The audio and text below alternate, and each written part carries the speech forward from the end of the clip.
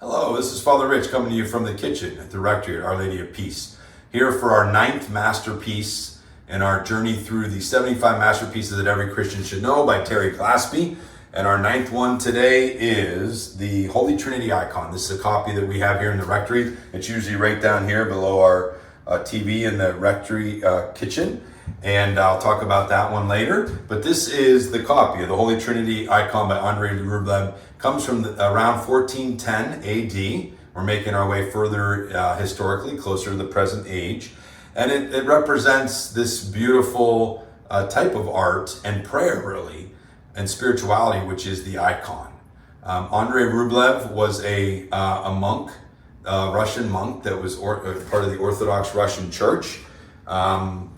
And really the chapter focuses on the Orthodox and how their use of icons, but really icons are used in the Roman Western Catholic Church as well. But they mention in this icon specifically, going back to Genesis 18, we see the Oak of Mamre is one piece from the icon that's you can see in the original that reinforces the scene that Rublev was depicting. Genesis 18, when the three mysterious figures, angels, come to visit Abraham and Sarah. And of course, the church has always interpreted that to be a Trinitarian prefigurement, God kind of coming to reinforce his blessing and presence with Abraham, and Abraham being that example of being hospitable and welcoming to God's presence into our heart, into our lives. And so the image itself is believed that the Father, Son, and Holy Spirit kind of go from left to right. The Holy Spirit, and we see a chalice in the middle of the table. They're gathered around, and remember that Abraham prepared a feast for them to provide good Middle Eastern hospitality for them, which was expected and expectation. But he talks about the symmetry and just the beauty of this icon, the motion that it creates, and within the context, it certainly has Eucharistic implications. This idea of the Eucharistic table, the chalice of the blood of Christ. We see the Son putting his hand over the chalice with the two fingers reinforcing his two natures. And but we see it almost, you can see the figures create a chalice almost on the two, the Son, the Father and the Holy Spirit, with the Son in the middle, kind of seeing for us this idea that Jesus is the bread, the body and blood of life, and gives us the fullness of that life. But there's a lot of symbolism within this icon that we don't have time to get into, but a beautiful icon. And so they talk about this idea of the development of icons throughout history. Traditionally, the first one they consider an icon that was drawn, the legend goes, by St. Luke, of the Blessed Mother holding Jesus. And this is the Our Lady of Perpetual Help, which some argue, that's the origin of it. That's the legend of that beginning of that icon. But this is now one that's housed by the Redemptorists and is very significant for them in their missions, their parish missions that they run. It is the kind of Marian devotion of the Redemptorist order, which we've had a history of having some of them in our diocese in Erie. But nonetheless, they talk about how icons were a huge expression of prayer, very often use the gold to make it kind of glow with this kind of divine aura, and inviting you into a meditation on the life of God, on a connection with him. This very icon, they mention how the one seat that's left open at the four-sided table is the one of the viewer.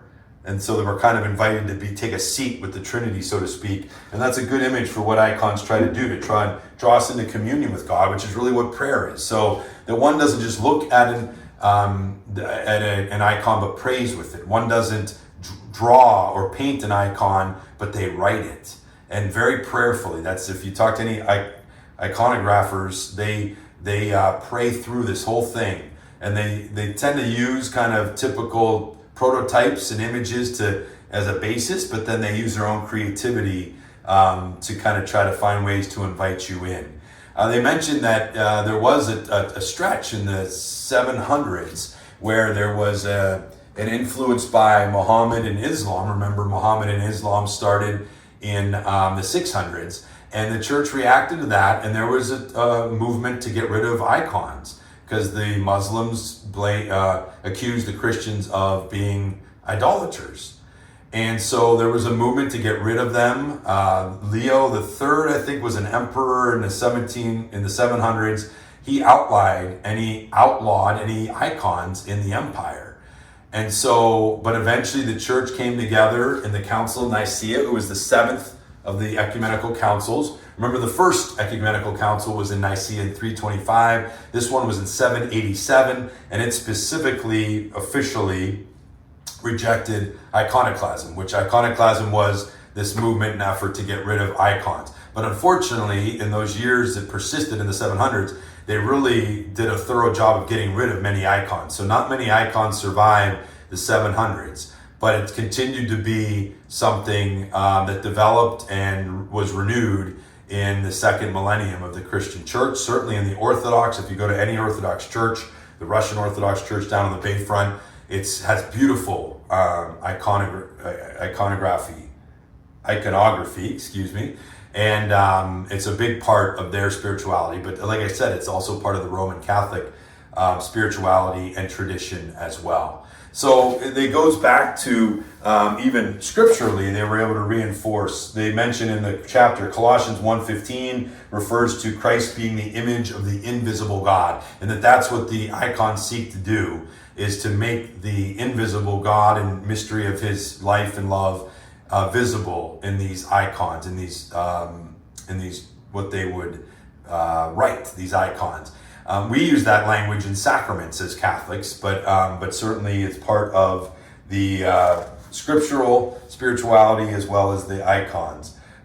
They mention that many of the earliest surviving icons are found in St. Catherine's Monastery in Syria, because it was away from a lot of the empire. It was removed, so they were able to preserve some of the icons that we still have from those earlier centuries there in the monastery in Syria. It was actually in 726 when Emperor Leo banned the icons. But we use the language of venerating icons. We don't worship icons. It's the same thing with saints and Mary.